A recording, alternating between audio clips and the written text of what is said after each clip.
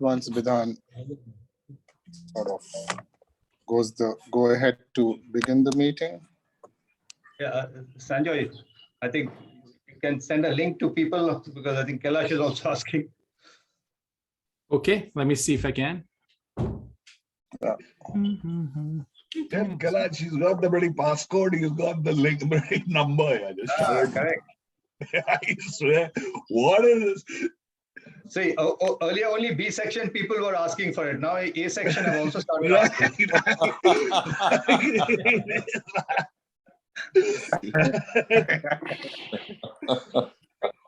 Oh, Let's see. I think put it on the Put it FPS in group the also. chat. I've put it in the chat. All through, you know. Yeah, I've so it's just sent it to Kailash and yeah, Sanjoy, it's come. Yeah. yeah. Yep.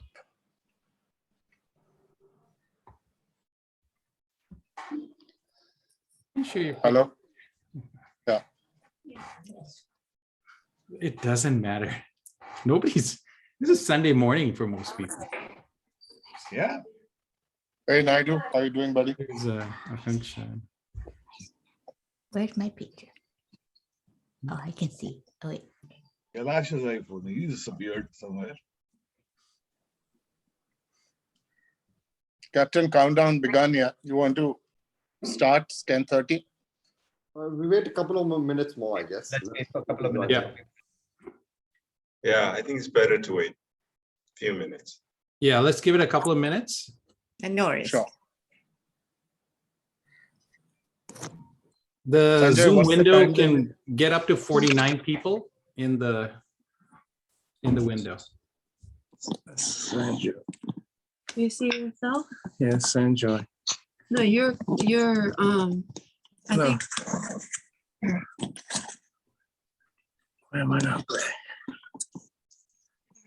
where's your video? Here. Hold on. There's Basu. I Hey, had to- Basu. Hi, Sanjoy. Arup Hey, Bros. Group boss. How you doing? Vikram. All right, team. Hey, come on. Did we wake you up, Arup? Must have. It's very How late. come he's It's frozen? midnight. Hey, Kelu. Yes, how? Hi, how are you? Broto. Good, good. Where is the bad connection? Here's Salim. Okay. And then Hey, here, Kailash. Kaka, good There to he see is. you. you want to know Kailash. if you're Hey, Moise. Tech. Hi. Don't bother about anything on tech. if since I have red lines across, then Drive out, Captain. you know that function is not working. Hey, PK. Hi, Salim. Hi, Salim. Hi, everyone.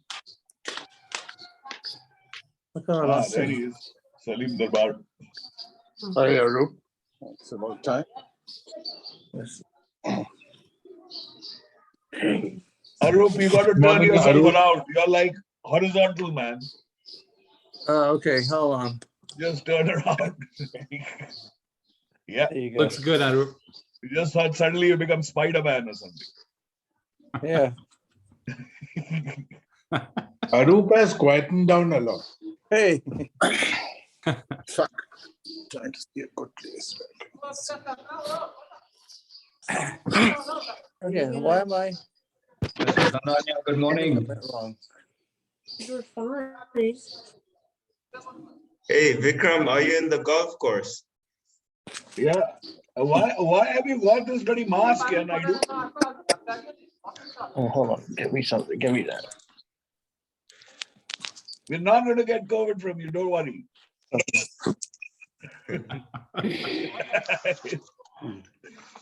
Bidhan, I'm in just in case. Okay. Hey, Dave. Hi, Dave.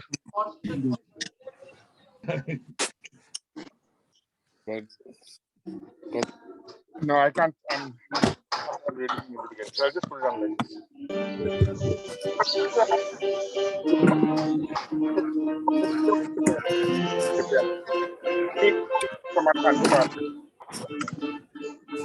Let's get started. Yeah, so if I hope I have everyone it. can go on mute, please.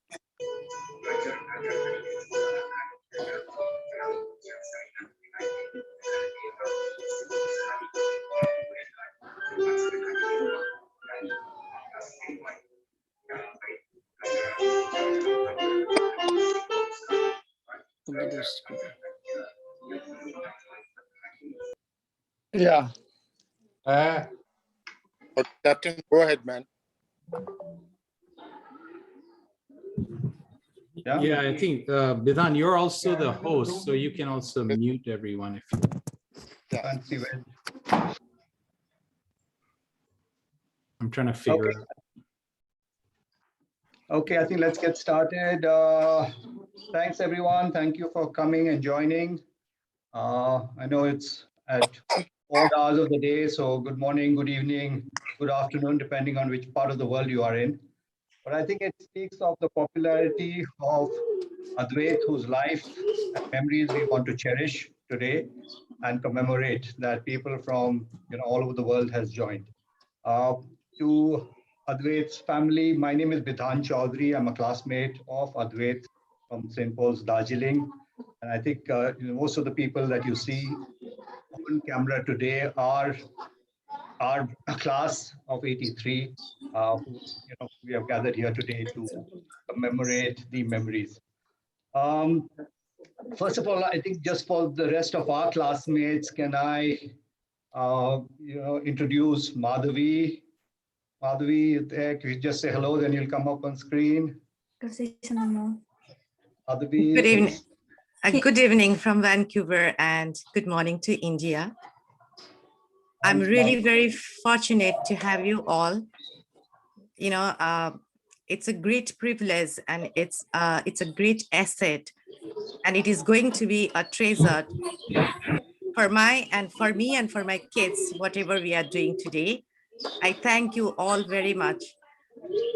Later on, I'm going to do some notes as well. Good morning. Thanks, thank you, Madhavi. Next to Madhavi, we have his beautiful daughter, Akanksha, or Anna. Hi there, nice to meet everyone. Thank you so much for doing this. It's very appreciated. And we have the sitting image of our Gyaldum in Akshar's young son. Yeah. Hello. First of all, our deepest condolences from all of us to the family. It's an immeasurable loss. And hope and pray that over time you will find courage to heal. Yeah. However, Adwait's memories will live on, and I think today is a day that we will want to live or relive Adwait and all the fun times that we had with him in school.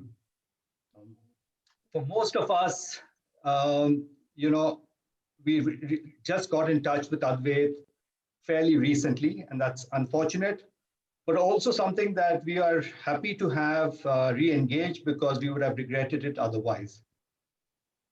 He was a very, very strong character, and I think right through his end, his spirit, his positive nature continued, and that's how we remembered him all his life. What I wanted to do was, we've got a short video of Adwait over the years, and I'd just like to play that out. It is set against a special song, and hope you enjoy it.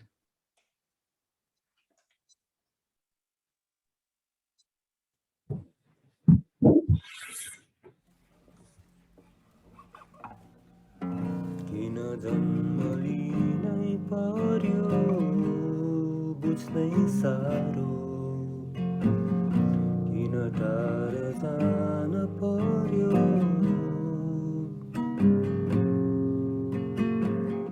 दुई दिनको जिन्दगीमा खुसी र दुखी माया लाग्छ याद आउँछ सुन्दैछौ कि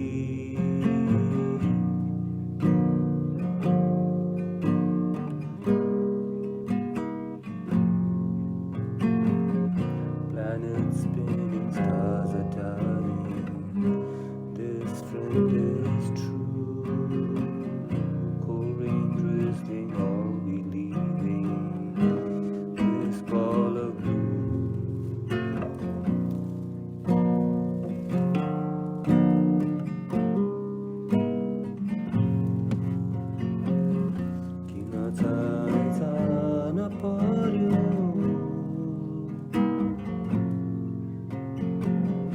전혀 꺼지지 않을 버려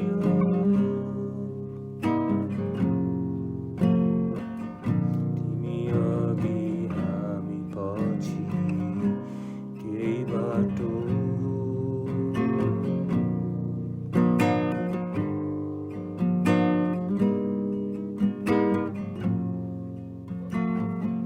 기너던 멀리 날 버려 부생사로 기너 따라다녀 버려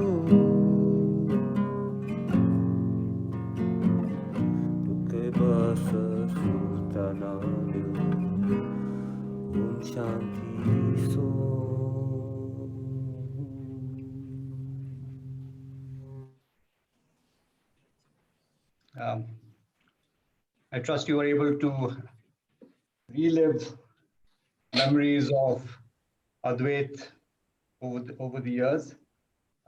As you know, we mentioned, his countenance, his smile, his positive energy, you know, right through from his childhood to his last stages, you could see it shining through.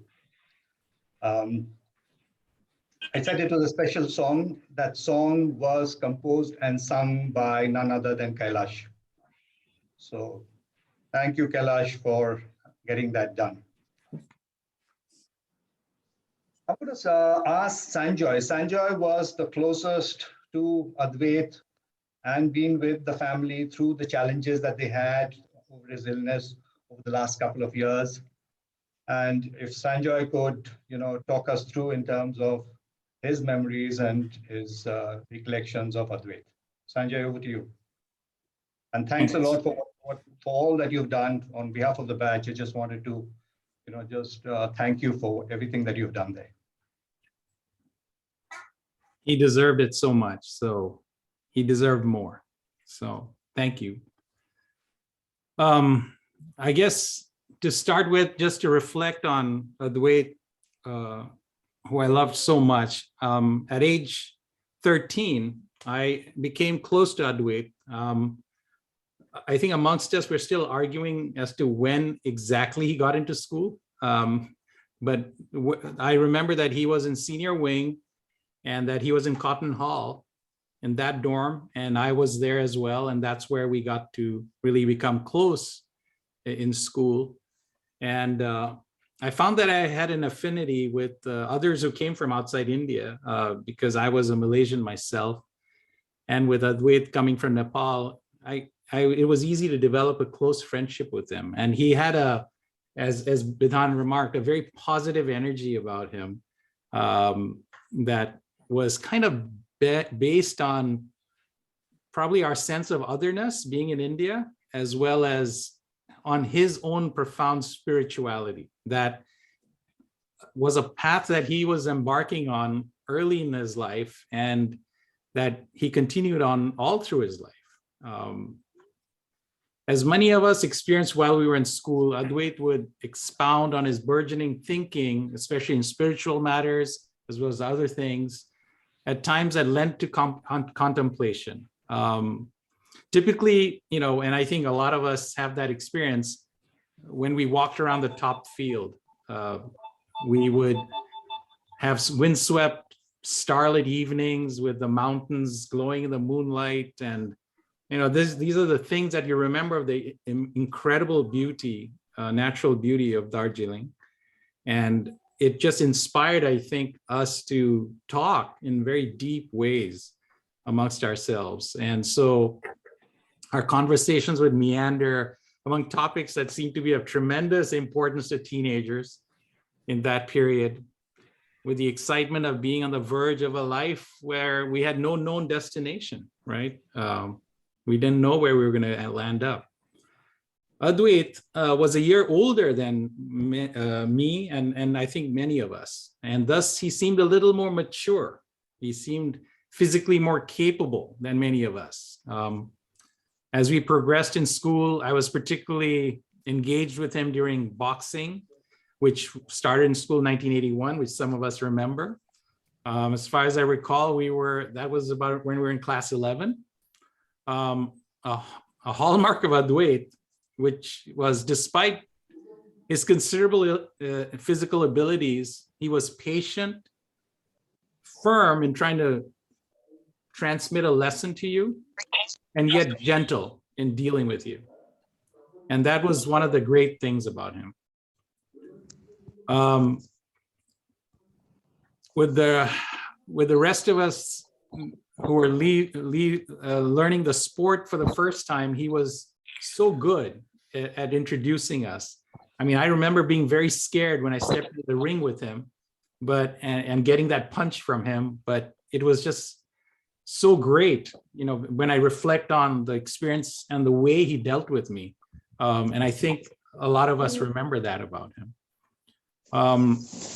He had that hallmark of being gyaldung, but yet there was this incredible stream of positive energy and spirituality that was always there about him.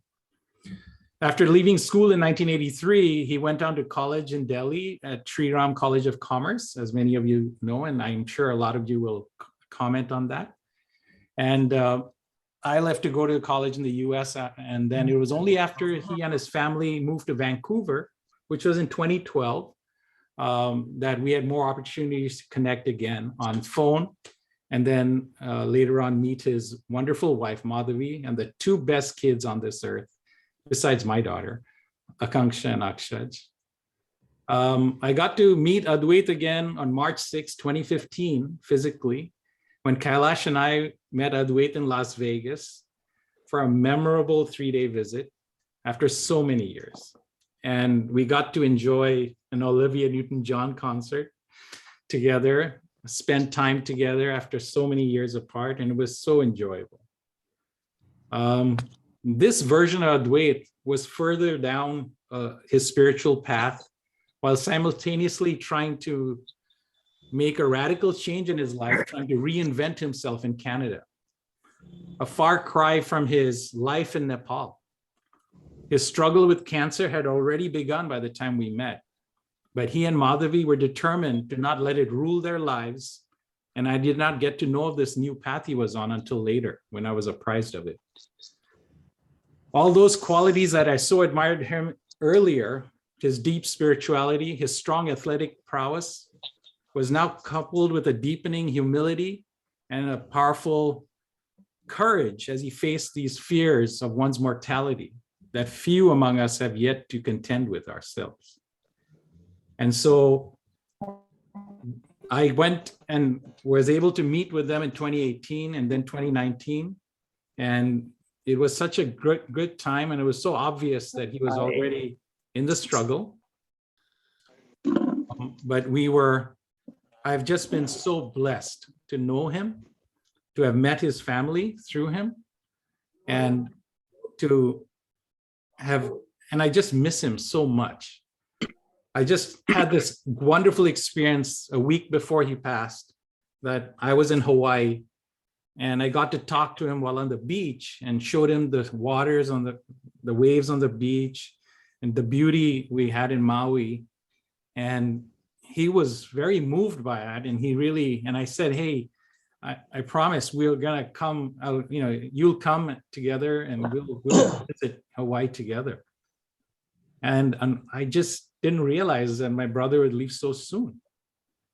And, it was such a shock when we heard that he had left us. But it's just been a privilege to know him, just a privilege to know his family. And I am so glad that Adwait Raj Shrestha came in my path.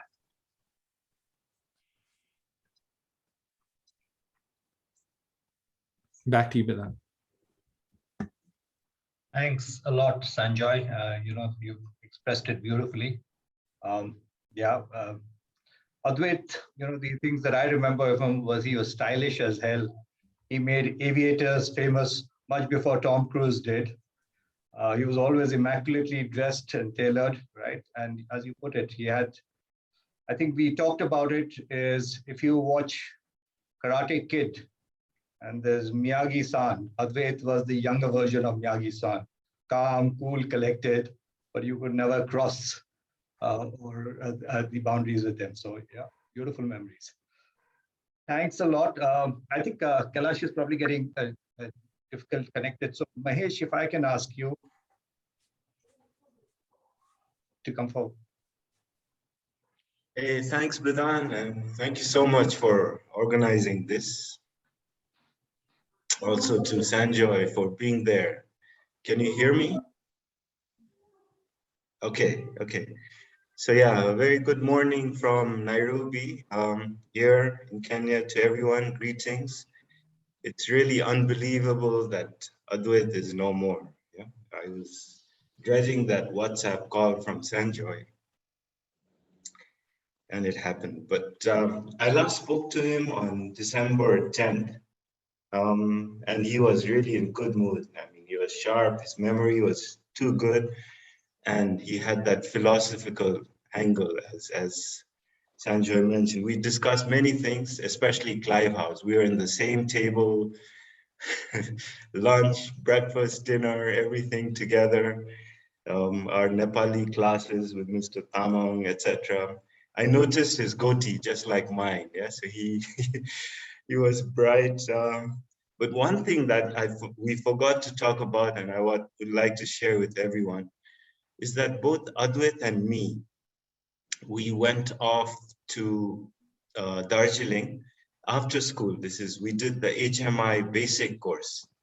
It was 1985, 86 summer. We were in between, like, I think 30 Indian Army officers. And there was Adwait, you know, climbing, his ice work, rock climbing. He was too good. He basically outshone everyone. So it was really nice, the 3-4 weeks with him, and we really bonded. I think that was nice to really, I went from Pilani and he went from Delhi. And we had the same familiar Sandap, Falhud, etc. Those routes, and to overcome that Khan experience when I saw some of those pictures there. But then even after finishing school in Nepal, I was in touch with him. I remember going to his place in Jalak Hill, upstairs. And then he used to visit my place. But then when I moved to Bangkok, I think that's when we sort of lost touch a bit. And my memory of Adwait, as you've all mentioned, Bidan, was very immaculately dressed, his Sunday suit, 3-piece with umbrella going downtown. I mean, Galvin was too much. And also his kind and caring nature. I think that was something I always will take with him. And just let me end by sharing a verse that I shared with Madhavi, which I remember from St. Paul's. It goes like this: life is eternal and love is immortal, and death is only a horizon, and a horizon is nothing save the limit of our sight. Rest in peace, brother. We love you and miss you. Thank you. Back to you. Thank you very much, Mahesh. Beautifully said.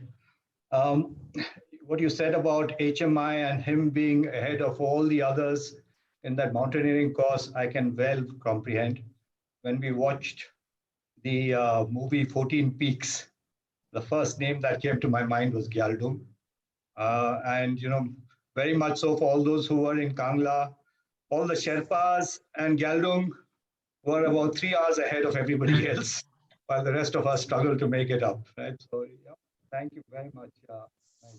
So since you mentioned Clive House, we have Clive House captain, Mr. Praveen Deva with us. Praveen, your thoughts on Adwait? Well, Shrestha, I mean, I'll just tell you what happened when I first, I mean, we didn't meet after school much, maybe once in SRCC. But when I got this news, I was shattered. And, you know, there was a sense of something just missing, something is just gone. And then I started feeling very insecure. And I was thinking to myself, why? I mean, you know, I've not met this guy now for almost 40 years. why has he just, taken the earth away from my feet? And why is that vacuum? I just can't fill it. And, I was going around like a zombie for like 1 or 2 days. I spoke to Rajesh and this. I guess I got an answer from a post which, and I did post it on the group also, is that why do the best and the strongest have to go first? I think I got an answer from Wellingker's post, where he said that he was true to his name. So like most of us who are brilliant in Hindi and Nepali, I went and Googled it. And it says Adwait means, the only one, unique. And Shrestha is the best, excellent. And he was actually true to his name. So just to digress a little, I'll give you an incident from St. Paul's, right? We went Clive House. Sportsmen from us were like little, shaky part. So let's say football. We have this team in Lawrence, which had Naidu and Danny and, Himanshu, the captain. We had Hastings, which had Bidhan, which had Kailash, which had Tashi. I mean, the works. And here, Clive, little Clive, we had one extra man goalkeeper, me. We had one guy, Mahesh Pradhan, who could probably kick the ball a little. And we had Shrestha, right? And for fuck's sake, we won the cup.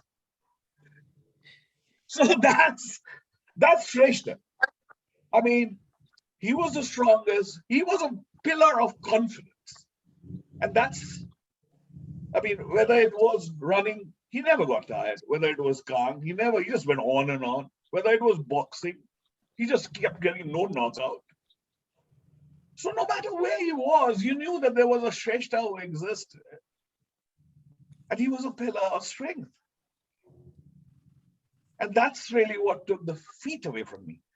And then I said, okay, there's only one Shrestha. So probably, a guy like this is required everywhere.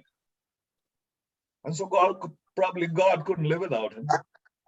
He had to call him. I mean, he's got enough troubles himself. So that was the reason, I thought. And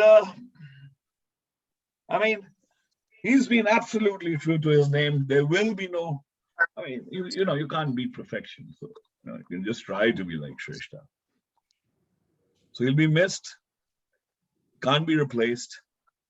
But as everybody has said, I'm very grateful for the time which we got to live with him. And it's been an honor and an absolute pleasure. And that's been Shrestha for me. And will always be there for me. Over to you, Bidhan. Thanks, Praveen. Thank you very much. I think what you said about his being at the defense of our football team was absolutely true. Not only was that, he was, everyone knew he was tough as hell. But I remember a game where his shoulder got dislocated and he kept saying, Abui, Abui, he pushed it back in and he continued playing. Right? Yeah. Did he get off the game? He just carried on. And that's how strong and mentally tough he was. So fantastic. I'm going to go on to his next football mate, Mr. Tamang. Ritwik, are you on?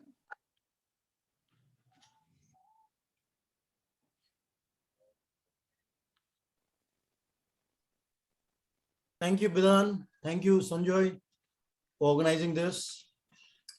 Well, my deep condolences to the family.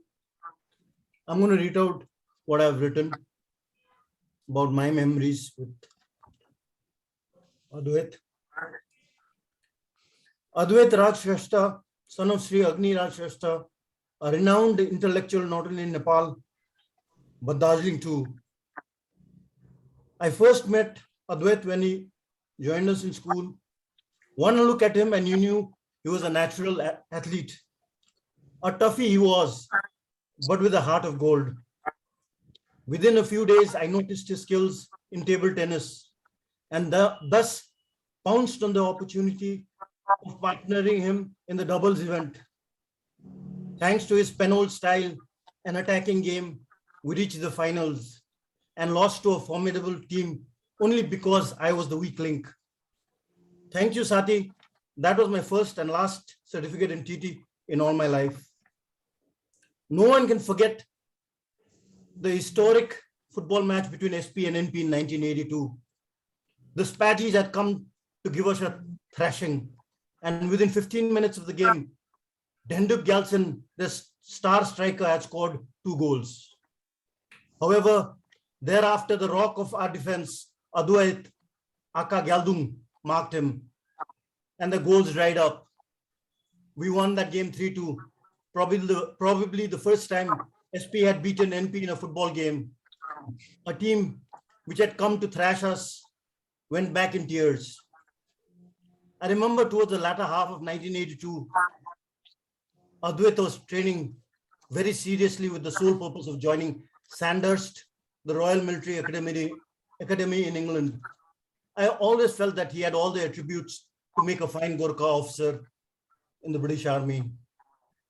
Going by his dedication, determination, and discipline, I'm sure he would have superseded Lieutenant Colonel Yam Bahadur Rana, the highest ranking Gorkha officer in the British Army. Lastly, thanks to the advent of social media, I got to reconnect with Adwait a couple of years ago. Ever since, there was never a day he would not send a good morning message on Messenger and WhatsApp. We talked often. I remember the last conversation we had when he was in the hospital. A proud father told me how well his children were doing in school and university. After a long conversation, he ended it in typical Darjeeling style humor by saying, "Sathi, हामी दुईले त सानो सानो केटी बिहे गरेछ है." Basically, in English, he meant, "Buddy, the two of us oldies have managed to marry 2 very young girls because the age difference between our wives and us were of about 10 years.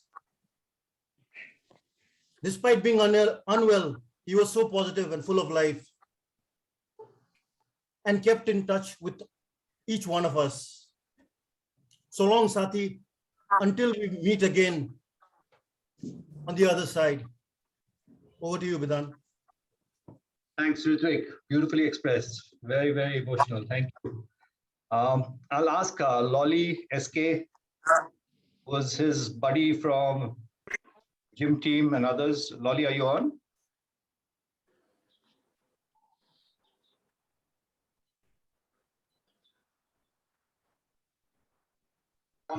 Can you hear me? Yep, we can. Go ahead, Lolly. Okay, I won't take up too much of time. Again, condolences to the family. I've never met you all, but Adwait always kept me up to date with you all over calls. And okay, I just want to share 2 thoughts about Adwait. And this was my first and lasting impression. And my first impression of Adwait was when I first saw him. He was wearing a 3-piece brown suit with a 1970s tie, which covered half his chest. And I thought to myself, this guy is weird, because he was walking into a music appreciation class as a new boy. That I think was in 1977, I think, or somewhere around that time. Anyway, Adwait grew on me in the next several years as we were teammates in the gym team, the defense partners in the football team, mountain climbers together, and much, much more. And he was my very close friend. Now for the lasting impression. We used to do a gymnastics display every year. And when we had joined the gymnastics team, we were doing our first practice for something that was the star of the show, which is called the fire jump, jumping through a ring of fire. And this was our first practice. And Adwait went first. He jumped through the fire. And after completing it, he was so much in awe of what he had done that he forgot to get off the mat. And I was next. And I jumped through the fire and I was in midair and I saw that I was about to land on his neck. So I bunched my knees and my knees hit my face and half my front tooth went flying across the room. Now, of course, I immediately saw stars and I had a blackout. But when I came to, I saw Adwait's face and he was asking me, "Are you okay?" No, I was not okay because I have had a false tooth ever since, leaving a lasting impression. Now, I don't know how many girls in my life have rejected me because of that tooth, but let me say this. Shrestha, my brother, I will willingly break many more teeth just to have you amongst us again. Rest in peace, my friend. Thank you, Bidan. Thank you. Thanks, SK. Thanks a lot. It was really nice. We have Dave. Dave, you're on. Thank you, Bidhan, and the deepest condolences to Madhavi and the family. As I got up at 5 o'clock this morning, I live in Switzerland. I smiled wistfully at the remembrance of Shrestha because we were Cotton Hall prefects together, and I was perpetually late for everything. And I still remember him this morning, his voice, his distinctive voice, telling me, "Come on, Sunny, don't be late again." And so here I am, at least on time to commemorate a great guy.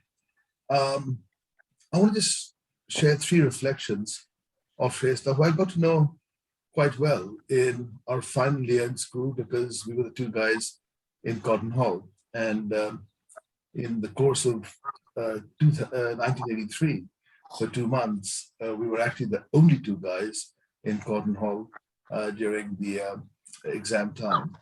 And the thing I remember about him very distinctively was he would do yoga and exercise early in the morning.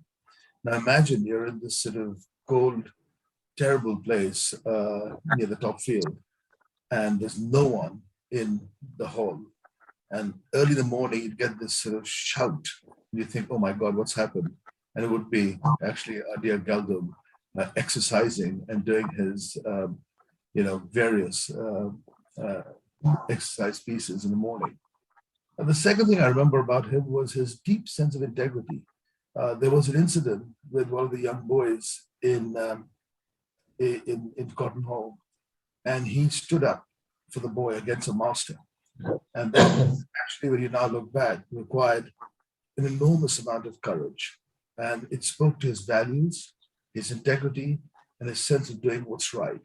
And I remember that very distinctively. And the third element that I remember of him was actually, and it became more and more the case as the years passed by, but he actually had an inner core, what they call a hinterland, a deep philosophical sense about life, about being. And actually, that was there back in the day, but we all probably didn't quite understand it. But as the years went by, he would send, like many of you, notes, one-on-one notes, reflecting on life, reflecting on, stuff that is going on in everybody's, being. And his final note to me, which was, I think, around a week before he left us, was, "If it comes, take it. If it goes, let it." I mean, what a beautiful line, which I think reflects the person. What I thought I'd do at the very end of my memories is just share a line which has, had a lot of resonance in me. The line goes as follows: "When the dust settles, you never remember what a person said or did. You remember how they made you feel. And he made us feel wonderful. And we will miss him terribly. Rest in peace. Thank you, Ben. Thanks a lot, Dave. That was really, really nice. And you're right about he was unique in many ways. He used probably practice yoga much before we heard that term. He did his eye exercises and kept waggling his finger in front of his nose. He taught me that exercise, and I did it and did it for a long. It served my eyes extremely well. So yeah, he was a unique mix of philosophical, fun, and extremely talented as an athlete. So great memories of Cotton Hall, and you all mentoring the younger kids there. So I'm going to ask Kailash. Kailash, if your network is back. Kelly, are you there? Yeah, I'm there. Can you hear me? Go ahead. Yeah, so I mean, it's great to meet everybody, though the occasion is it's sad, but at the same time, it's also a celebration. And there are a few things which I'll talk about, like the first impression of Shrestha. I call him Shrestha. I mean, like Adwait sounds a little too Sanskrit, and Gyaldung was a little too Darjeeling. So for me, I felt safe with Shrestha. And when he joined, like, it's like, I guess that's how like inmates feel in a jail. Like there's a new inmate coming in, and like, who's this dude? Like he's got this like funky specs, and he had this NP kind of a persona with cut in his blazer, and we guys were a little bit more kind of sober and obedient type. So, and kind of a nice kind of a swagger, like, and I remember like in class 8, like I was just learning the guitar, and he was also learning the guitar, and I was better than him, but he had more confidence than me. And the musical evening, like he sang, okay, let's play. He knew this John Denver song, I'll Walk in the Rain by His Side. I knew Country Roads. And I was like really like petrified, but like he made me do it. And I guess from there, it started a long kind of a friendship between us. And so this confidence, like, it was, in a way, I found it surprising, because I don't know why. I mean, like, I didn't expect it. It was unexpected in a way. Like, it came through, like, he had a way with women. Like, in Polites, we were kind of a little bit cagey about that, but somehow, like, I found that surprising. And there was also a strange thing in football that he used to do. I mean, like, I guess nobody, FIFA hasn't heard of it yet. It's called like shouldering the ball. Like, like you have this wet, big, heavy ball, and it came from the other side, and you had to think, okay, like, okay, I've got to head this ball, otherwise I'm out of the team, or I'm going to lose my memory. And so he invented this shoulder move, like, and he uses shoulder and send the ball right back to the other D. So that was something very like special about him. I spent like part of my winter holidays after class 10 with him. Like I stayed with him, got to know his family. We cycled all over Kathmandu. Both of us were crushing on like girls at the same time, like who were from Kathmandu. Though we didn't do anything, we just happened to be in the same city. And may not be kosher to say here, like we saw our first like porn together. Like in those days, it was called like blue film, like, so that was a huge kind of deal at that time. So the other thing about him was, yeah, this kind of a deep sense of like a moral sense, like I think a lot of us have talked about it. And I'll be honest, like at times it used to really kind of like, I used to find it a little irritating sometimes, but that's, I mean, I knew him, that's who he was, like, and I remember we were caught in a fight. Like this is the post that football match that Tamang talked about. Bidan was there. I remember in Kevinter's, there was Shrestha, there was me, there was, I think, Lolly, I'm not sure. We were walking up near Mrs. Thapa's house. Suddenly these NP guys came and they kind of like started like swinging at us, and Bidan was like the hero, like he kind of like sent some guys into the drain and all that. And I'm kind of like trying to be the moderate vice captain, hey guys, like, so why are you fighting and all that stuff. And I looked around and Shrestha is not there. Where are you? Like, and after like 15 minutes, he comes back like in his games clothes. He's saying, I can't fight in my school uniform. Like, so he had to change into his games clothes to come back and fight. Like, come on, like, you know. So anyway, so that's him. Like, and like, and there was an incident like about the same things connected. There was a teacher, I won't name him, like implicated in an incident. I think Sanya was trying to refer to that. And we had to confront him because he was like kind of making passes at a junior as prefects. Like it was a tricky situation. We didn't know what to do. So in the middle of the night, we called him to like one of the remote classes in the corner of school. And we had to confront him. And so we had this difficult situation trying to like talk to this teacher. And I looked on my side, and there is Shrestha in his, okay, he's not in his school uniform, he's in his like singlet, like his vest, and he's got a nunchaku like around his like neck. So I don't know like what he was thinking, but again, like that's him, you know. Yeah, I talk quite a lot. I mean, thanks to Sanjoy, like I got to connect back with him about like 2015. We met in Las Vegas, and I talked to him later on, like towards the end also a couple of times. And on a more serious note, like he carried this weight on his shoulders. Like he always felt that. I mean, I think he was like he you know, he didn't do enough in life, and you know, like he's not living up to his potential. And for me, a guy who's not married and who doesn't have family, and you know, when I think of him, like, and I told him so also that what he like. I mean, first, all you guys who are raising families, like I think it's a huge thing that you guys are doing.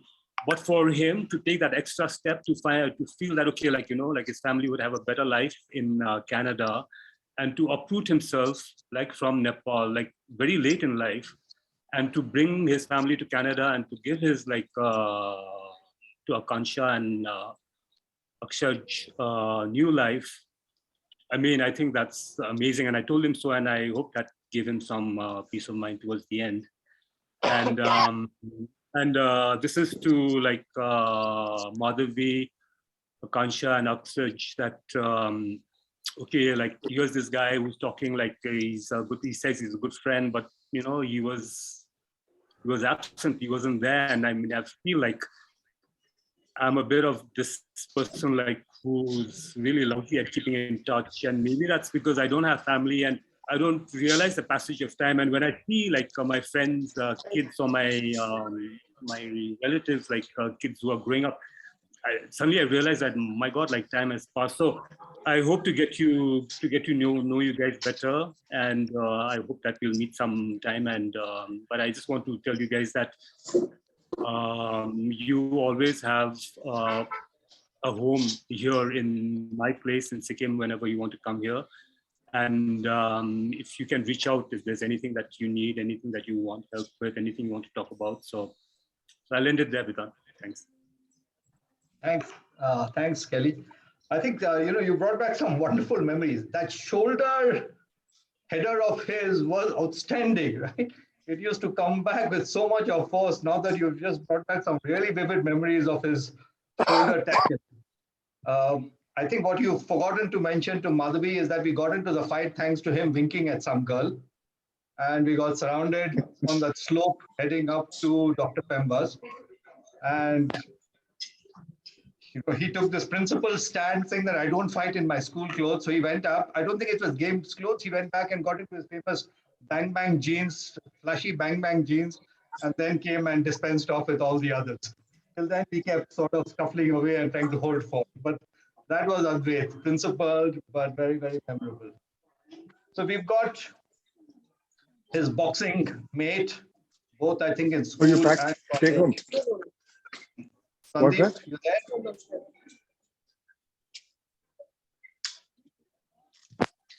there? Let me, Bidan. Go ahead. Thanks, Bidan. Yeah, thanks, Bidan, for asking me to speak. Though I'm hardly the person to be asked, there are still many others who shared very close bonds with Shrestha and yet prefer to grieve privately. My heartfelt condolences to them too. And having heard all of you, I must confess I never had the privilege of knowing Shrestha as well as any of you. Never was in the same house, never in any of the games team, never in the same dorm, never also a part of his weekend buddies who walked down to town. So never really had much of an interaction with him while in school. He was, of course, the backbone almost everywhere. And one always saw a very humble, tough, and hardworking guy in whatever he did. One who commanded a sense of respect, dignified, and always poised. Perhaps my only interaction was in boxing days. This was, I would, however, keep my distance to just save my face. Shrestha, as you know, always made an effort to be in touch. But having said that, having just actually gone back to those boxing days, I just remember I was still recovering from a black eye I got from Dandania while I was attempting to take a photograph of him in the showers with his newly bought Nikon camera. For Dano, of course, that was a big moment, making sure everyone knew how he was responsible for my visible bruise. How time has flown ever since. Having just heard you guys, one begins to realize in times like these that life is not only short, but one missed out on the opportunity to know a man who left such a deep impact. Ever since the batch WhatsApp group was formed, Shrestha always made an effort to keep in touch and preferred to interact on a private chat, even if it was just to send a birthday wish. He made it so personal always with a deeper message. I too joined Sriram after school and occasionally hung out in the dorms with him just to say hi to the guys. I distinctly remember on one of those afternoons, Shrestha had his gloves on, punching on a sparring bag, practicing hard, and asked if I would spar with him. A little more confident this time, I was in my peak of weightlifting days. I readily agreed and had a few bouts. He insisted right after that I take part in the Inter-University Boxing Championship that was scheduled 2 days later. I was elated to see his confidence in me. Having looked up to this tough guy always, he went and signed me up, insisting I take part. 2 days later, here we were, two Paulites at one of the North Campus universities with a few hundred spectators, nervous that we were paired against some state-level boxers from Haryana. He was so selfless that day, fully convinced I had a better chance of a win. Proud of what we achieved, the memory still lingers. We both came out as best losers, at least in our minds. To see this now happen to perhaps one of the fittest guys in the batch brings home the unpredictability of life and teaches us to make the most of the moment. I cannot but help thanking Sanjoy once again for being there for him, for being there for the family, for the batch. The gratitude is extended to your family who allowed you to give your best at this time of need, without which nothing would have been possible. Bless you. You were by his side all those tough years, and you never let anyone know what you did for him, both emotionally and physically. While many of us were in our own world, oblivious of your support. Thank you. Lastly, I just hope we don't have to meet again under these circumstances for a long time to come. Madhvi and kids will always remain a part of this Warlight family. Let's please plan a reunion with all these guys. Bless you guys. Over to you, Bidhan. Thank you. Thank you, Sandeep. Thank you. Thank you very much for thing. And you expressed it well. Madhavi, Anna, Akshaj, you have a family, you have an extended family. So please don't hesitate to reach out, in case you need, and we will always be there to support you. I know there will be others who would also want to speak, but I think just in the interest of time, Madhavi, Anna, and all, I know you all wanted to sort of express your thoughts, so go ahead, please. What else to be honest? Can you guys hear us? Hello? Firstly, I would just like to say thank you to everyone for organizing this for my dad. I know it would have meant a lot to him. St. Paul's for him was like, it was the core of his identity, and he really valued all of you guys and all your friendships. I think my mom wants to say a few words for my father first.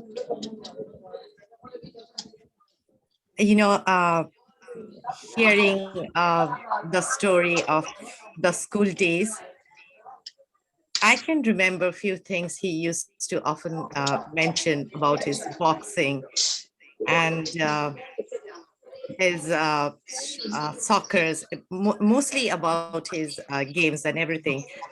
And some of the names are very, very familiar to me too, because he always talked about my friend is this, my friend is here, my friend is doing this, my friend named this one is here, he's doing this, that. And I'm very familiar with some of the names. Thank you very much. We know, Adwait was a unique person. We all know that. I think I want to share one story as well, apart from his school days. I'm hearing, how unique person he was. At the same time, I can say, even the meetup with me and the marriage with me was very, very unique. I want to, tell you the story how I met Adwait. It is another very interesting chapter of his life. Though I have a 14 years age gap difference with Addie, I born and brought up in Kaohsiung, a very small town. I did my schooling, then I went to Bombay and I did my fashion designing.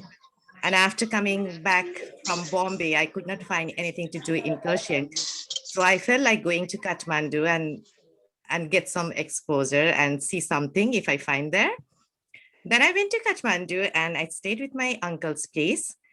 And my uncle told me like, he gonna introduce me with a guy, a son of his friend who has recently opened a fashion house.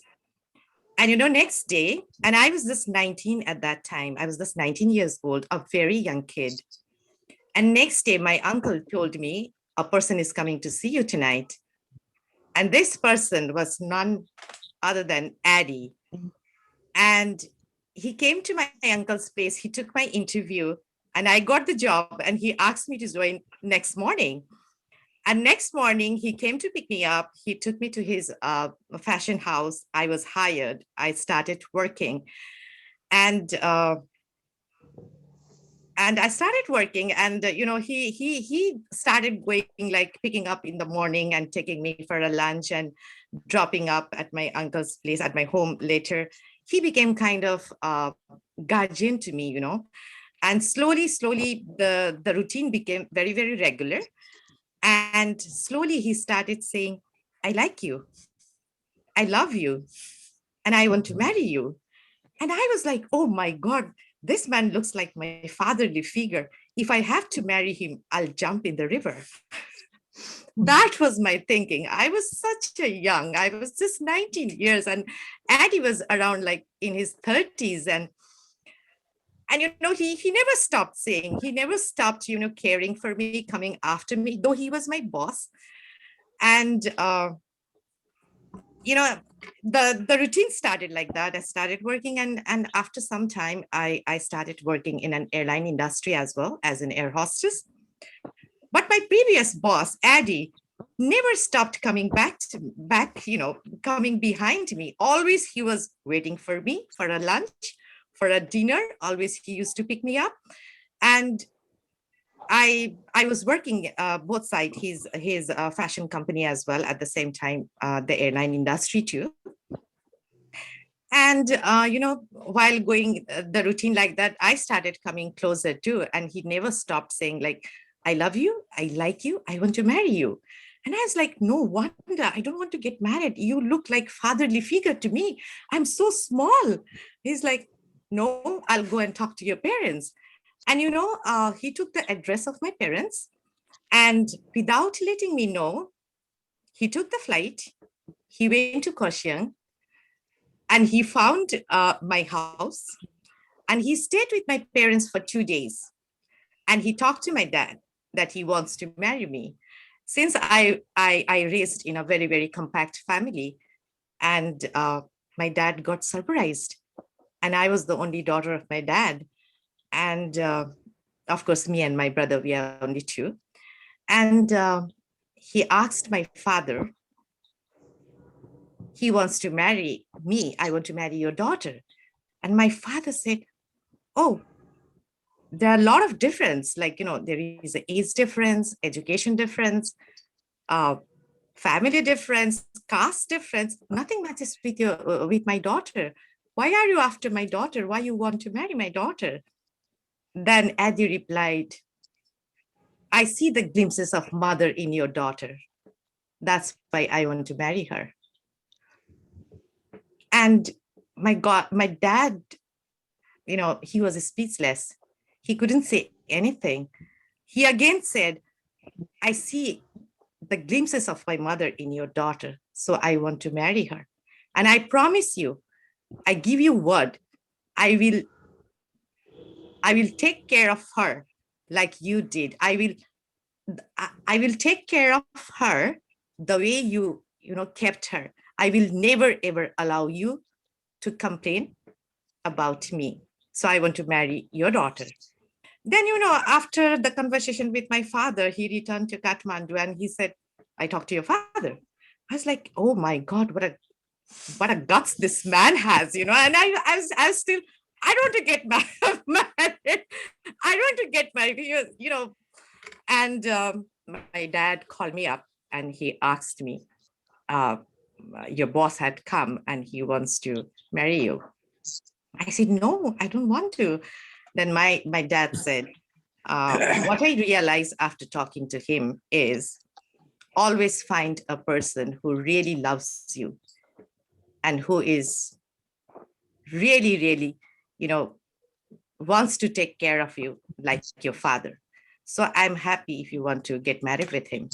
Then in the meantime, while we had this conversation going on and the thing were going on about the Addy's side and my dad's side and everything, and I wasn't, I wasn't that interested, I was into airline industry and fashion industry, and, I was in my own world. And in that meantime, what happened was Addy lost his mother at first, and he was mama's boy. And within 11 months, Addy lost his father too. And it was a kind of a very sorry situation for Addy. And with my vivid eyes, I saw how desperate and sad Addy was. And the home looked very, very empty with my brother-in-law and a small sister-in-law. And because of that scene, that Addy went through within 11 months of, losing his dad and mother, the house became so empty and he was so shattered. And inside me, I felt like maybe, I should get married with him and give him a family. Then I changed my mind and I decided to get married. And and I got married happily. I lived like a queen in Addy's world. now I feel, now I feel so sad, and I'm proud of Addie. Whatever he, gave promise to my father that he will never ever allow himself to, complain anybody about Addie. I mean, me to my dad. He was true, I lost my father a year back because of the COVID. And I lost Addie after a year. Addie was true. I don't have my father to complain now. He was true. He kept his promise. I miss him so much. He was such a wonderful father, a fantastic husband. Every word is less for Addie to express, He was such a unique person. He was my mentor, my guardian, my photographer, my admirer. He was always proud talking about me. Because of him, I am who I am today. He shaped me from a young girl to a stronger lady today. He gave me all the mantra of life to move forward. He always said, I have 3 kids at home, and the eldest one is toughest, which was me for him. Since the day he left us, my home feels exactly 3 kids without a parents. We miss him every moment.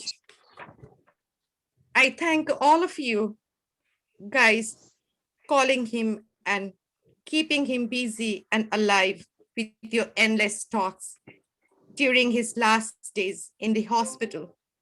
I was present there watching and hearing your conversation with him. Thank you for being my extended families. My love for Addie is immeasurable, and I will stay as Mrs. Shrestha forever until we unite again.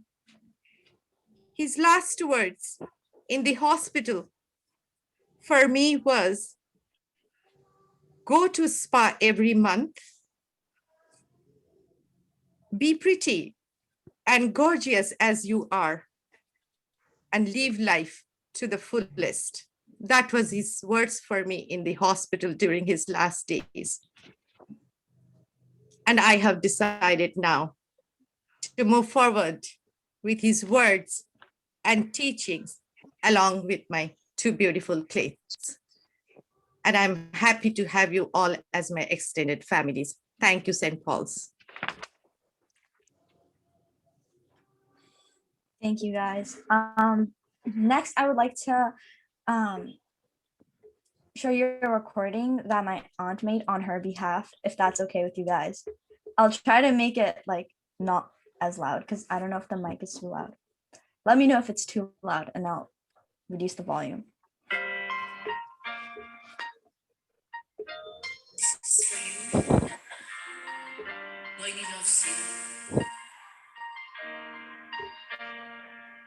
It's been a long day without you, my friend.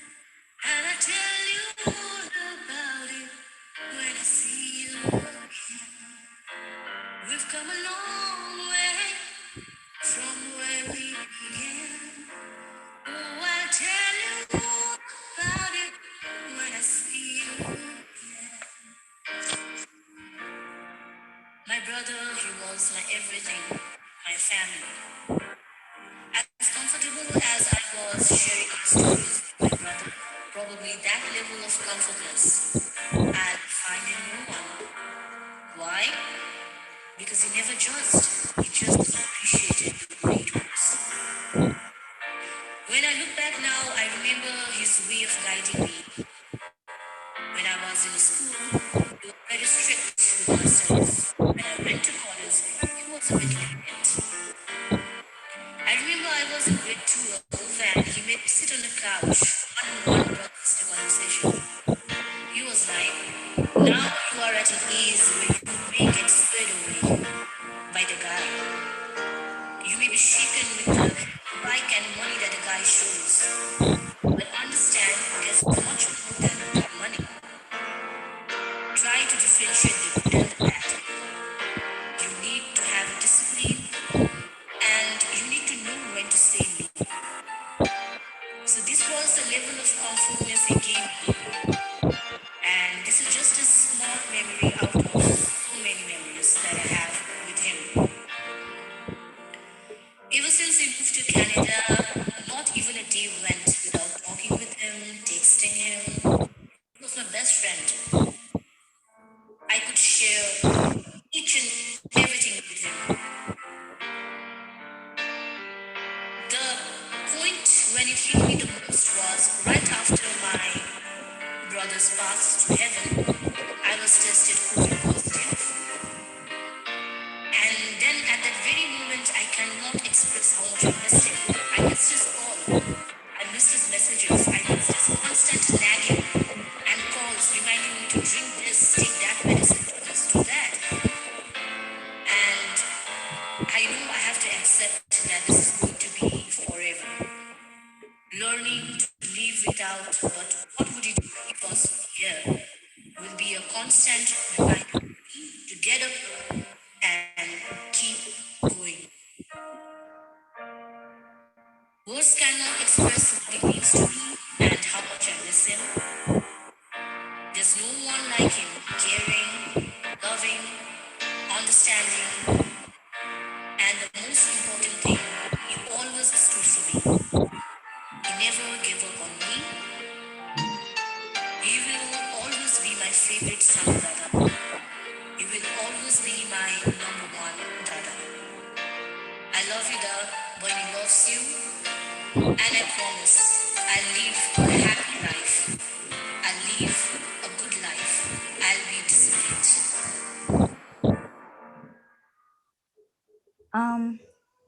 One thing that my dad loved doing was giving advice to people, trying to help them. And a hobby that he and I had taken up was just making fun, inspirational videos on Instagram about his life advice. And I found one yesterday. I think it would be quite refreshing for us to all hear his voice again. And I thought that this theme would be quite appropriate for today. And I hope that you enjoy what he has to say. So manage yourself. How can I do this in 1 year when someone else has done it in 6 years? Time is running. Most of you will be thinking that how will I manage this? Remember, time is only identified because of a physical nature, and time rules you. The fuel, your life energy, like knowledge, energy, and wealth, you cannot accumulate time. But by using and managing your life energy productively with commitment and courage, the outcome will be faster. Time is... So we're almost done, I promise. In these last few weeks, I've had to come up with a plethora of speeches, statements, and explanation about my father and his unfortunate passing. Despite all this, I've come to conclude that no amount of words, writing, or expression can ever accurately describe my father and what a dynamic person he was. He was funny, he was smart, but he was so much more than that. His unique quirks, his almost sickening positivity, and his virtue, combined with all other characteristics that you've mentioned, is what truly made my father the man that he was and continues to be in our hearts. A good man accepts his responsibilities. He does his job, raises his family, respects his faith. But a virtuous man goes above and beyond expectations. He not only accepts his responsibilities, but thrives in them. And my father did just that. My father didn't just do his job, but he did it with passion. He educated himself, evoked interest in every possible way to improve his work. He not only raised his family, but he elevated us as a whole, as humans, but most importantly, as souls. He never focused on our decorations, rather enlightened us with his high thinking from within. His faith expanded deeper than just respect. It connected with him. And faith wasn't something that he practiced. It was a part of him. He held onto this faith until the very end, when he rightfully transitioned from this earthly world to the universe. For those of you who weren't able to deeply reconnect with my father in the last few decades, here's a quick rundown of what my father had been up to. So after completing his high school at St. Darjeeling, my father furthered an honors Bachelor's of Commerce degree in the Sri Ram College of Commerce in Delhi University, and then followed by his master's. His early career highlights consists of modeling and advertising, where he subsequently met my mother. He was one of the pioneers to bring advertising to Nepal, establishing one of the first advertising and marketing companies, Intervision, in 1986. This was also the period where he promoted modeling and organized beat contests and fashion shows. In 1988, he established Nepal's Q Interior Design Company, which he loved dearly. Simultaneously, he started the Addy Art Gallery to promote local Nepalese artists in the international realm. He was a humanitarian at heart, and throughout all this, he made sure to dedicate time to the less fortunate. My mother and father collectively initiated fashion shows for underprivileged kids. He was the secretary and international speaker at the Rotary Club of Kathmandu, Nepal, and endorsed many events such as World Pneumonia Day. He further opened Nepal Rocks and Gems Training Institute, where he collaborated with the Nepalese government in order to train disadvantaged people and hired them to work in the gemology industry. The list goes on. He actively pursued several businesses with success throughout his life in Nepal, then pursuing his other goals in Canada. He graduated in gemology from the Canadian Institute of Gemology. He also attained several courses on life coaching with interests in spirituality, mental health, ancient history, and culture. Further, he was a part of organizations such as the Toastmasters Canada, which provided him opportunities for public speaking, as well as participated in many international expos in aid of Nepalese culture. A well-rounded, accomplished individual, my father had no complaints about his life. He was content with the career he had established, content with the family he upraised, and content with the friendships he had built. Sometimes life is just unfair, and perhaps God saw what an impeccable person he was and couldn't wait to take him up to heaven to experience complete bliss. Not a moment will go by without us missing my father, but we have no regrets about the abundant life that he lived. Thank you. I will give it back to Bidan. Also let you know, guys, the Canadian journey of Addy, you guys might be, questioning about it. Happily living in Kathmandu, everything was very good. It was my decision to come to Canada because I don't wanted to raise kids in Nepal. Since I was working in an airline industry, I have seen the value of passport. I don't wanted my kids to hold a Nepalese passport, which is never going to, sell in the market. So I started fighting with Addy, like, I don't want to raise kids in Nepal. And he was such a, established businessman there. And he said, no, I don't want to go to, foreign land. This is my age to come back from the foreign land. Addy was already in his 49, almost 50 years of age. And I had a fight for 6 months. And I said, if you are not taking us to Canada, then I'm going to take the kids to Darjeeling and not going to come back. And, I just had an argument. I just give him a sort of shock, like I'm going to do that. And because I don't want to, raise kids in Nepal. And through like Addy as a successful businessman, it was very easy for us to get the Canadian PR. And we had a fight. He don't want it to come. It was my decision. I forced him. I dragged him. And he said, okay.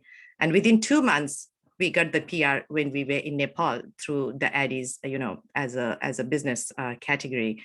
So the transition was very good. I moved to Canada in 2012. Transition was really, really good.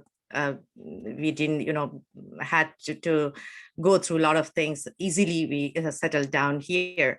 And after coming here, we landed 2012. In 2016, almost at the end of 2016, Addy diagnosed with cancer. And Addy, kids, we didn't tell kids at that time. It was only for me and Addy. It came as a shock, as a nightmare. But there was a quick solution, and doctor and everybody worked quickly and came out of cancer. And okay, back to life. We were living very good life in Canada. Addy was doing good. I was doing good. And Addy was cancer-free for almost 4 years. Then after like 4 years before, I think 15, 16 months, because his body was getting monitored every 6 months. Then he diagnosed, then the doctor said there is again a cancer cell found in his body. It was 15 months back, and I got shattered, you know, Addie and me. But I can tell Addie was a fighter. I told kids it was roughly a 1 week. We had a very, very tough time at home. Then I decided, I told Addie, because Addie was very, very fit and fine. His cancer was not in any parts of his organs. His vital organs were working very good. The cancer cell was seen only in the nodules, a very small spot in the nodules, not in any organs. So I told Addie, you just look after your body, you focus on your body, and we will get back to our normal life. And Addie was such a fighter. He pushed his body like anything. As you guys said, he was a real athlete. Even doctor said the same thing. Addie's vitals, organs, and everything, his body looks like an athlete's. And he fight, you know, he fight very in a very good way, I think, because I have seen so many cancer patients, you know, going through a lot of hurdles and ups and downs and all. But cancer never ever affected our family life, family movement. Addie lived till the last moment. The only moment cancer hit was 9th of December, when he got a very bad pain, and I rushed him to the hospital, and doctor and everybody said nothing is, there is no anything. He looks normal. The cancer is passive. There is no anything in his body. You can go home. The Addie said, no, I got a pain. I got a very bad pain. Even I told doctor, I never saw that pain before. There is something, wrong in his body. So Addie insisted to stay in the hospital. Then doctor started reassessing the things and everything. And, after a week or 10 days, doctor found out like there is some aggressive cancer cell has come up in his body. And while treating the cancer, he got the infection. And because of the infection, he could not fight back. I still say Addie is a winner for cancer. It never affected his body and our family life. We lived Addie till his last minute. He lived life beautifully and happily. While treating the cancer, the infection that he got could not fight back. That was the reality of his, the medical history. It is so unfortunate for us. Okay, thank you. Over to the host. First of all, thank you very much, Madhavi and Anna. There are parts of his life that most of us were not aware of, especially after he left college. I think where most of us would have lost touch with him. And, it's just wonderful to know of how he kept himself abreast of the new things he tried. And of your determination to move him out from Nepal to Canada. I think, all said and done with the struggles and the challenges in his health, that was a really, really wise and decision. So he was really fortunate to have all of you in his life. Your words were very, very emotional. It was lovely to hear. And I think, for all of us or most of us, it'll be the first time that we knew how y'all met, how y'all moved, how the families come together. I think, we will, other than I guess Sanjoy and I guess Kailash or somebody who would have met him, we haven't met him for many, many, many years. But he's never left our thoughts, and he will never leave our thoughts. He will continue to live in our memories. And I think on behalf of all of us, as his batchmates, I want to just reiterate that please feel free to reach out in case you need any assistance. I think a lot of us are located in various parts of the world, in different fields, and some way or the other, we would be able to help and assist you all. So you all are very much part of the family. So there's no way that you're going to get out of that now. But thank you once again. Thanks for everyone. Please stay strong. We will certainly keep in touch. I'm just bringing this meeting to a close, but I think people might want to stay on and say a few words. We'll be happy to do that. But thank you very much for joining us. Adwait, Shrestha, Gyaldum, whichever way, we are all know him well, live in our hearts.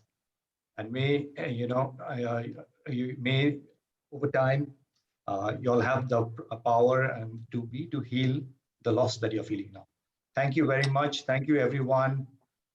I'm going to sort of close myself, but if anyone wants to sort of say anything that, please feel free to do so. Thanks, Bidan. I think that was very well conducted. And I think it was very, very appropriate. And thank you. Thanks once again to the family. I shall sign off now. And Bidan, it would be lovely if you could just post this link of this recording for those who missed it. I think this was a very, very memorable morning. So thanks again, Captain. All the best, guys. Bless you, the family. Bye-bye. Bye. Thank you so much to everyone and their kind words and solace. It was very appreciated. And as much as my father might have talked about us to you guys, he talked the same amount about you guys to us, and he was very proud of all your accomplishments. He always sent us videos and photos of you guys, and it was just really fun to see. Thank you. Thank you very much. Thanks, Sanjoy. Thank you.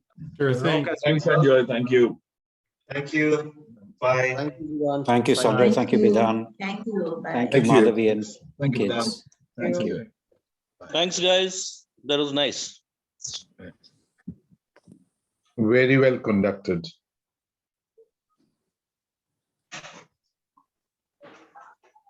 Anyone else who wants to speak, please use this if you wish.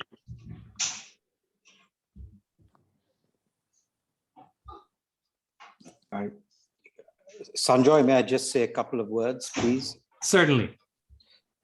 Well, firstly, my deepest condolences to Adwait's beautiful family. And thank you, Sanjoy, for being there for him. Just two words come to mind about Adwait. His humanity and his maturity. Everyone else has said the most beautiful things about him. They're all absolutely true. Many things I didn't know about. I was deeply moved to hear the memories that my brothers shared about Adwait. But I'll always remember him for his humanity. This is something that is beyond any other memory I have of him. So deepest thanks to all of you. And please stay in touch to Adwait's family. If there's anything you ever need, I and all his friends are here for you. Thank you. Thank you so much.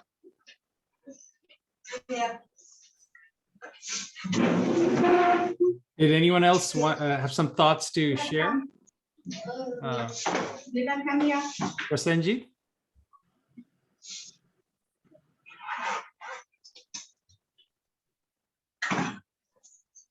Yeah, Sanjoy, thanks for. You're on.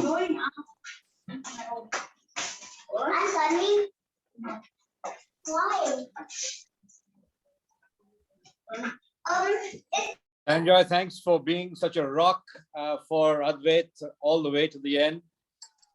I think we've had some beautiful memories shared today. My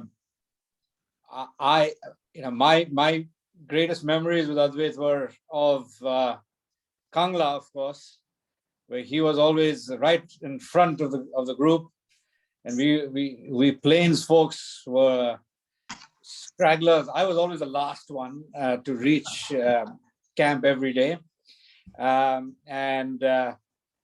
then the cycling expedition to Dalsingpara, where Kailash, Adwait, and I were, and Veli, I think Anil, we were the first four to arrive. after that grueling night of cycling from Siliguri to Dalsingpara, 150 kilometers, starting at 10 o'clock at night, through the driving through cycling through highways with no lights anywhere. It was quite something. And my mom remembers. What year was that, Prasenjit? That was 1981, July 1981. There were 20 of us who went on that cycling expedition from Siliguri. We basically started a cycling club in St. Paul's. I mean, basically we went to the rector and said, it's a sunshine holiday. Can we start a cycling club? It's the craziest idea because we can't cycle in Darjeeling. I mean, cycling in Darjeeling is an absurd idea. So we went down to the plains in Siliguri and bought 20 cycles and cycled across. There were two out of the 20 kids, Ronnie Chatterjee and Madan Pradhan, didn't know how to cycle. We put them on the cycle and they started cycling. So, I mean, anyway, but we got to Dalsingpara about 14 hours later, the first group, and the last group arrived about 18 hours after we started. Anyway, but that memory is indelible. My mom remembers Adwait's big hug and smile as we arrived. She had prepared, she had bought 3 or 4 kilos of rasagullas, hoping that that'll be enough for 20. The first 4 of us finished off the entire bowl in 10 minutes. But anyway, it was really a fun time. And what we remember about Adwait is that he was this incredibly strong guy. That famous story of his shoulder being dislocated and he just putting it back on and continuing to play until the end of the game. He's a gymnast, a boxer, but also to my friendship with him was a philosophical one. We used to just spend hours on the top field. I think Sanjoy was his main buddy on the top field. And I was one of the others who spent hours under this beautiful starlit sky in Darjeeling and Jalapahar, discussing, philosophizing about life. And the depth of Adwait's thinking was always something that stuck with us. And it continued ever since we reconnected. But what was really beautiful to hear today was his wonderful life. He was a pioneer quite clearly in his field. He was a pioneer in the fashion industry in Nepal. These were things that we were never really properly aware of. And thank you, Madhavi, for enlightening us about his wonderful life. And I just want to reiterate on behalf of all of us to Madhavi and the children, remember that you've lost a father and husband, but we are there. We are your extended family. So much. Your words Thanks. It means a lot to us at this moment. Thank you very much. I have no words to give thanks to St. Paul's, I don't know how I'm gonna repay you guys. No repayment needed. Adwait did all the... And Sanjoy especially, I don't know. I don't have any words. You are my family, Sanjoy. Thank you guys so much. Sometimes he would tell us these stories and we wouldn't believe him because they were so absurd. But you guys just reinstated the same stories and I'm like, should I give him more credibility? Yes, he kept on, talking about the school days and the stories. And because of, me coming from very different background and I never relate. I just, it was one-sided story for me. He just used to give me the information, but I could not react it because I come from a very different background. At the same time, the age gap, everything was, Addie and me was like north and south, Even then, I don't know how I lived. Karsyang ko chori ho, this was wonderful to know because, I mean, when we go up to Darjeeling, the first place I stop always is the tourist lodge in Kurseong to have the momos yeah. and Darjeeling tea. The best Yeah. Darjeeling tea in the world with the best momos are in that tourist lodge in Kurseong. So Yes. So I wonderful want to to know say, that Kurseong Kachori. yes, Pershing Kachori. So for you, everybody, anytime you go to Pershing at Darjeeling, you just let me know. My brother, my maternal home is there. Also, Vancouver, always welcome you guys. We are always here for you guys, anytime.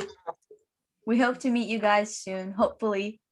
And it's just really heartwarming to see that he has all these nice friends. Like, I don't even know if I have friends like this. It's just really heartwarming to see that you guys all have each other's back, even after like 40 years. It's really heartwarming to see. And I'm sure my dad would have loved it. He's watching. Yeah, definitely. All right. Do we have anyone else wanting to say anything? All right. The last I came to know Shrestha. Go ahead. Last I spoke to Shrestha was about a year back. And we came to connect each other. That was about in 2019. That's when my daughter went to Ottawa to study. And we had a lot of discussions in between. He gave me a lot of advice as to, what my daughter should do and how she should go about it. And I was very thankful to him. We exchanged a lot of pleasantries as well as, music, which is related to various, religious activities. And he thanked me. It was a very, very nice time, catching up with everyone. Thank you very much. Thanks. I think I remember your daughter. Yeah, Ashita. Yes, she's in Ottawa. She did her psychology and psychology. Yes, I remember. She was here before, right, in Vancouver? I remember. No. She's never. You're getting mixed up with Sudipto Chaudhary's daughter or Atikur Rahman's daughter. My daughter's never been to Vancouver. Okay. You must have heard about my daughter. No, we did. Yes. We did. I remember him. In Carleton University. Yes. But that's about. Yes, I got the chance to meet Mukherjee's daughter. She was here a couple of times. Yes. Sudipto Chaudhary. Yeah. Oh, yeah. Chaudhary. Yeah. She was here. We met her. And also Addie met many times the girl who is in Toronto, I think now. She did a some medical things she did. Atikur Rahman's daughter. Yes. Yes. Yes. And you see, I was trying to get in touch with him for the last, say, 4 or 5 months. But I don't know. Each time I tried to connect with him, I couldn't get in touch with him. Okay. Thank you, It was very nice speaking to you. I'll definitely keep in touch. And whenever I'm in Canada, I'll definitely come and meet you. Please do come. Because you're an extended family. Yes. Thank you so much. Thank you. Thanks, Subroto. Okay. Calling off. All right. Anyone else? I'll start ending the recording at this point.